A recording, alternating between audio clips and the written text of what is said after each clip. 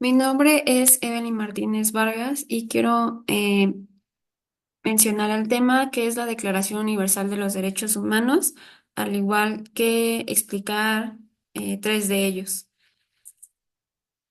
En esta exposición se verá qué son los derechos humanos. Hablaré del artículo 8, artículo 10, artículo 17 y al final de esta presentación dejaré un link donde puedes consultar eh, todos los derechos. Eh, Quiero comenzar explicando qué es la Declaración Universal de los Derechos Humanos. Esta fue aprobada en 1948 por las Naciones Unidas tras los desastres humanitarios de la Segunda Guerra Mundial. Este es un documento que marca un hito en la historia de los derechos humanos, elaborada por representantes de todas las regiones del mundo con diferentes antecedentes jurídicos y culturales. La declaración fue proclamada por la Asamblea General de las Naciones Unidas en París como un ideal común para todos los pueblos y naciones. El objetivo de esta es garantizar los derechos fundamentales de todos y todas. Son garantías jurídicas universales que protegen a los individuos contra todas las acciones que amenacen su libertad y dignidad.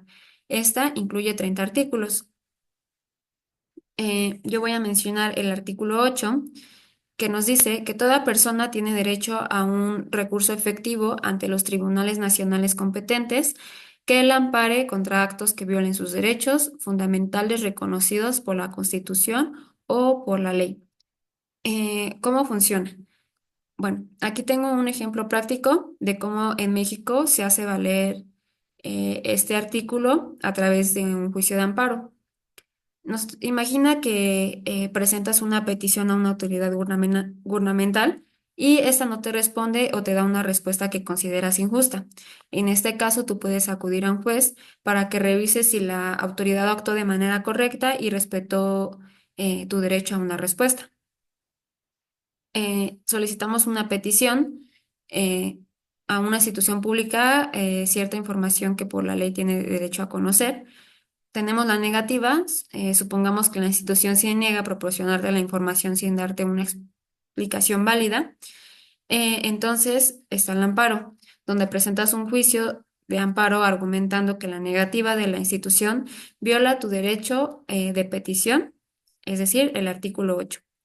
Y tenemos una resolución. El juez analizará el caso y determinará si la autoridad actuó correctamente. Si considera que se violaron tus derechos, otorgará el amparo y obligará a la institución a cumplir con tu petición. El siguiente artículo que quiero mencionar es el artículo 10, que nos dice que toda persona tiene derecho, en condiciones de plena igualdad, a ser oída públicamente y con justicia por un tribunal independiente e imparcial para la determinación de sus derechos y obligaciones o para el examen de cualquier acusación contra ella en materia penal. Este artículo, desde mi opinión, a veces violan las autoridades este derecho, eh, ya que su interpretación y aplicación han sido objeto de diversas controversias y han dado lugar a situaciones de injusticia, como las detenciones arbitrarias, personas que han sido detenidas y sometidas a tortura bajo el pretexto de que representaban una amenaza, como ejecuciones extrajudiciales. En numerosos casos, pues se ha documentado el uso letal de la fuerza por parte de elementos eh, de las fuerzas de seguridad, alegando legítima defensa, incluso pues cuando no existía un riesgo inminente para su vida o la de terceros. Y el uso desproporcionado de la fuerza de manifestaciones, que esto, como hemos visto, a través de los años se ha dado mucho en México, donde las fuerzas del orden han utilizado armas de fuego y gas lacrimógeno contra manifestaciones pacíficas, argumentando igual en legítima defensa. Eh, La impunidad es uno de los principales obstáculos para garantizar el respeto a los derechos humanos. Es necesario fortalecer los mecanismos de investigación y sanción de las violaciones a los derechos humanos. Para mí, las mejoras que deben de haber, por lo menos en nuestro país, es que las personas tengan acceso a a la justicia, ya que pues las víctimas de violaciones a sus derechos humanos deben tener acceso a mecanismos de justicia efectivos y eficientes. a veces se deja de lado estas denuncias porque no se les da la importancia que en realidad sí tiene. Y también el fortalecimiento de las instituciones. Yo creo que aquí es obligatorio fortalecer instituciones que estén encargadas de garantizar la seguridad y la justicia, porque muchas veces no existen estas denuncias porque sabemos que se le hace caso omiso o las personas que las realizan tienden a tener amenazas y pues están en peligro su integridad. Y por último, el artículo 17, que nos dice que toda persona tiene derecho a la propiedad individual y colectivamente. Nadie será privado arbitrariamente de su propiedad. Este artículo con propiedad nos podemos referir desde un terreno, un negocio, tu automóvil, incluso tu celular. Algo que te pertenece es tu propiedad. Yo lo quise manejar sobre terrenos donde aquí puse un ejemplo donde sí se hace valer este derecho con la construcción del Aeropuerto Internacional Felipe Ángeles, donde la adquisición de los terrenos para este proyecto pues fue un proceso complejo que involucró diversas estrategias como la expropiación. Esta siempre debe ir acompañada de una justa compensación económica a los propietarios afectados. Eh, lo que aquí se utilizó fue la compraventa que todos conocemos, donde se realizan negociaciones directas con los propietarios de los terrenos, eh, quienes vendieron sus propiedades al gobierno. Y también existen las donaciones, donde algunos propietarios se sienten motivados por el beneficio que representa para el país este proyecto y donan su propiedad.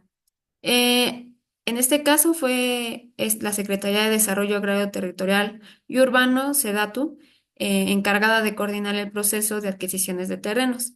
Pero también tenemos la otra cara de la moneda, donde este derecho se viola muy a menudo en grupos indígenas, ya que estos pues han sido desplazados de sus tierras, ricas en recursos por proyectos de desarrollo. El reconocimiento de los derechos de propiedad de los pueblos indígenas es fundamental para su capacidad de supervivencia espiritual, cultural y económica, pues para defender su territorio. Eh, Estos casos se dan sí se daban, yo creo que ya ha bajado los reportes, pero sí muchas veces había ese abuso de autoridad donde no se les daba, no se les pagaba por utilizar esos terrenos y bueno, yo creo que ahora tiene más visión y reconocimiento estos grupos indígenas y lo importante que son en nuestro país. Los tipos de violaciones que se han dado en estos casos es el despojo, que es la privación de la propiedad sin un procedimiento legal y adecuado, la expropiación sin justa compensación, cuando el Estado expropia una propiedad sin pagar un precio justo, las restricciones al uso de la propiedad, pues cuando se imponen limitaciones al uso de la propiedad que afectan significativamente su valor, y esto es una falta muy grave porque pues no te pueden limitar a usar algo que es tuyo. La discriminación en el acceso a la propiedad, pues cuando se niega a ciertas personas el acceso a la propiedad por razones de raza, género, origen, etnio, etcétera.